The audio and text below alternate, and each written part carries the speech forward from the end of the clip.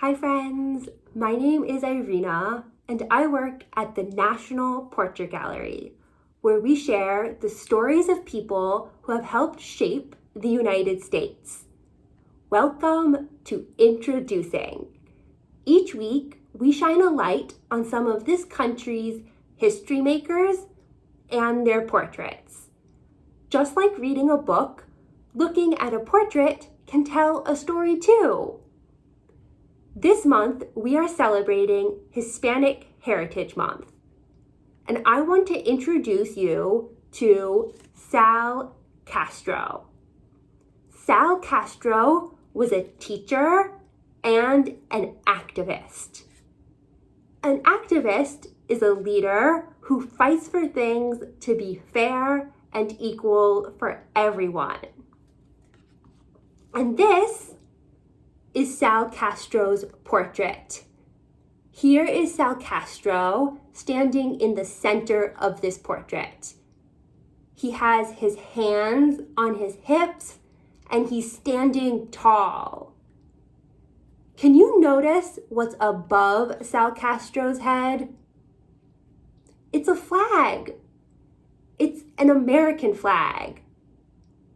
Can you see the stars and the stripes? What other places have you seen an American flag? Sal Castro was Mexican American. His parents were from Mexico, and Sal Castro was born in Los Angeles, California. As a child, he spent time in Mexico and eventually moved back to the United States. Now, looking at this portrait, can you tell where Sal Castro might be standing? In this photograph, we see two bulletin boards behind him here and here, and they have some images on them, which we'll get back to in just a minute. Also in this photograph, though, we see the very edge of a chalkboard. Where might you find a chalkboard? Maybe you can find a chalkboard in a classroom? Well, Sal Castro was a high school teacher in Los Angeles, California, and he taught social studies there. And he taught at that school for 43 years. But at his school, he noticed that the leaders of his school were not treating Mexican American students as equals to their white peers. Mexican American students at his school faced discrimination. Discrimination, I know it's a big word, but it means treating one group of people differently and less favorably than another group of people.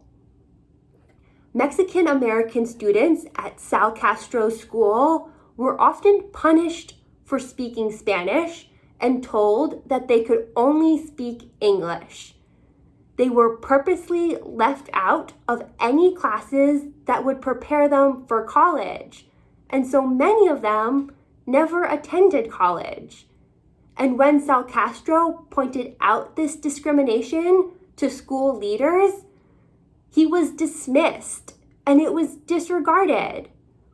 But Sal Castro encouraged his students to be leaders in the school and to run for leadership positions as students, and even to speak Spanish. His students were smart and also brave as they continued to embrace their Mexican American identity, even if it meant being punished for it. Look at Sal Castro's pose in this photograph. He has his hands on his hips and he's standing tall. Do you think Sal Castro looks confident in this pose? Maybe it looks like he's taking a stance? Well, Sal Castro did take a stance against discrimination. He stood his ground, and he knew that it had to come to an end. Do you see this poster behind him? it says something very important.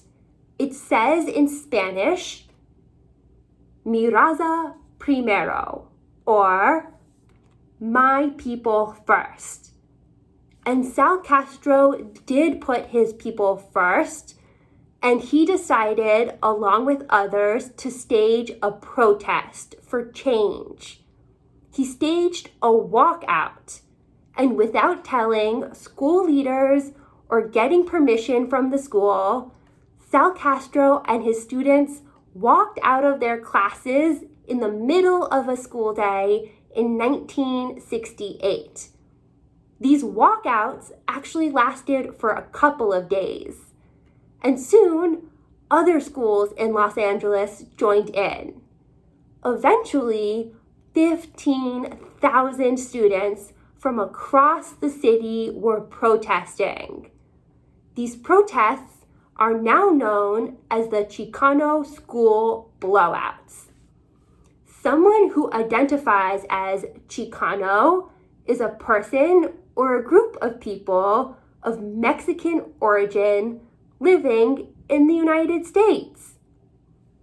For his role in these blowouts, though, Sal Castro was arrested and he was fired from his job. And many students who participated had their scholarships taken away. Eventually, and slowly though, the schools and other leaders listened to Sal Castro and these students. And the school that Sal Castro had taught at for so many years hired him back. And in 2010, they renamed the school after him. Friends, thank you so much for listening to this story about Sal Castro. I hope you enjoyed it, and we hope to see you right back here next week for a new one.